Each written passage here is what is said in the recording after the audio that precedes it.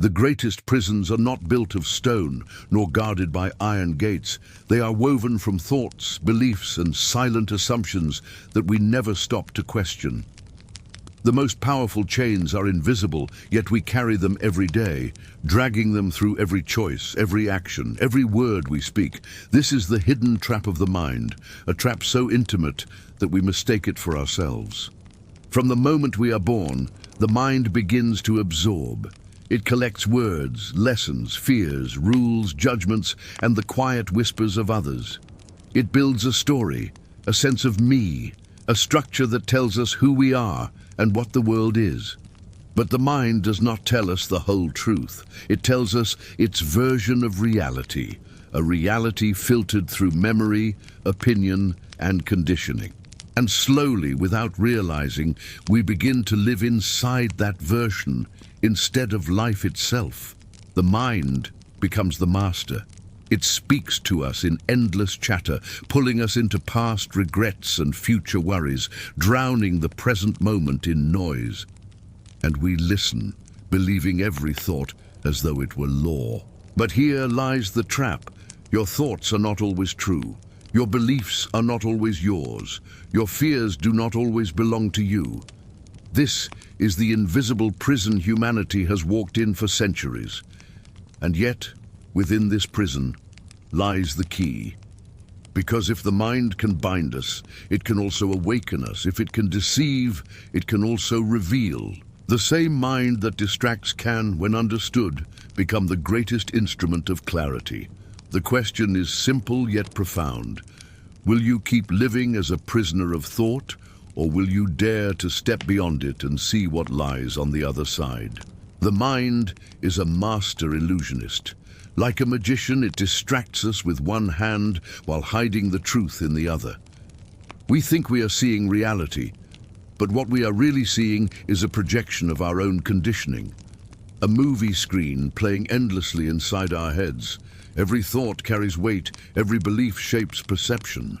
If you were told from childhood that the world is dangerous, you will see danger even where there is none. If you were told you are unworthy, the mirror will reflect back the lie until you dare to challenge it.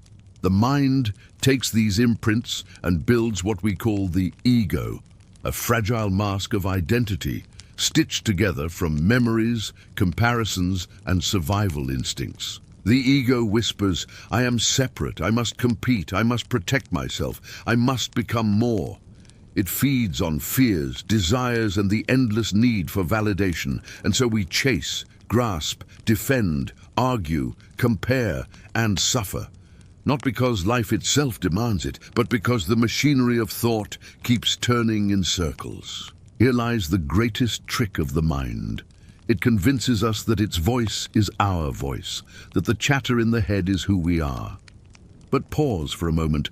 If you can hear the thought, are you not something deeper than the thought itself? If you can observe the fear, are you not the one beyond fear? The mind is a tool. It was never meant to be the master. When it rules us blindly, it binds us. But when we learn to see through its illusions, we begin to reclaim our true power. There comes a moment when you realize that the prison bars of your mind were never locked. The door has always been slightly open. You only needed to notice it. That moment is awareness. Awareness is the quiet light that shines behind every thought. It does not argue, it does not demand, it simply sees. When you sit still and watch the stream of your mind, you discover something extraordinary. You are not the stream. You are the sky that holds it.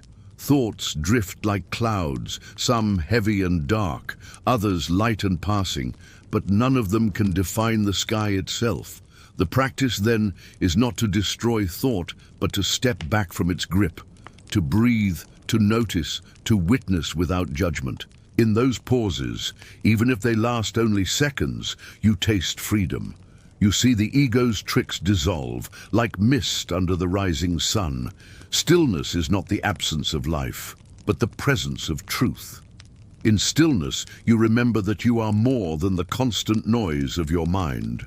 You are the awareness that observes, the consciousness that lives beyond every label. And in that recognition, freedom begins, not in some distant future, but right here in this breath, in this moment. Awareness is not meant to remain on the meditation cushion or hidden in rare moments of silence. Its power is revealed in the small, ordinary hours of daily life. The way you wake up in the morning, the way you speak to others, even the way you respond to traffic or a sudden disappointment. These moments reveal whether you are a prisoner of thought or the master of it. Imagine someone insults you. Instantly, the mind leaps forward with a flood of reactions: anger, defense, wounded pride. But if you are aware, you pause. You notice the rising fire, but you do not let it consume you. You respond from clarity instead of reactivity. In that pause, awareness saves you from carrying someone else's shadow into your heart. Awareness is equally vital in joy. Too often, we rush through beautiful moments, already planning the next. But when you eat with awareness, each bite is alive. When you walk with awareness, the world itself feels new. The air sharp against your skin, the colors of the sky deeper, the sound of your own footsteps grounding you in the present. Living with awareness does not mean living perfectly. It means living awake. It means catching yourself when you slip back into the mind S-trap and gently returning to the present again and again. In this practice, even your struggles become teachers, pointing you back toward freedom. This is not just philosophy, it is the turning of your life itself. Every time you pause before reacting, every time you notice the storm inside instead of becoming it, you are breaking free. And with every act of awareness, no matter how small, you weaken the chains of conditioning that have held you for years. Think of it like water carving through stone, slow, patient, unstoppable. Liberation is not a sudden lightning strike. It is a steady opening, a return to your natural state of clarity. But here lies the true challenge. The mind will resist. It will tell you there is no point, that nothing changes, that this path is too difficult or too abstract. Recognize this for what it is, the last defense of a prison guard who fears irrelevance. You are not fighting the mind, you are outgrowing it. You are stepping into a wider sky where thought is a tool, not a tyrant. So the call is simple, yet profound. Live as if you are more than the voice in your head, because you are. Let awareness guide you through chaos. Let silence teach you in moments of noise. Let presence anchor you when fear tries to sweep you away. And little by little you will notice the cage dissolves, not with struggle, but with seeing. One day, perhaps sooner than you expect, you will look back and realize that the trap never truly existed. It was always a mirage, sustained by belief. And in that moment, you will know a freedom that no one can take because it was yours all along. This is your invitation, not tomorrow, not when life slows down, not when the stars align, but now. The key has always been in your hands. Open the door, step beyond the mind, live awake. We have wandered through the hidden corridors of the mind, touched the illusions it casts, and seen how easily we can mistake shadows for light. For knowledge, when left unused, becomes another trap, a golden chain that dazzles but still binds. Transformation happens only when insight becomes action, when realization ripens into lived truth.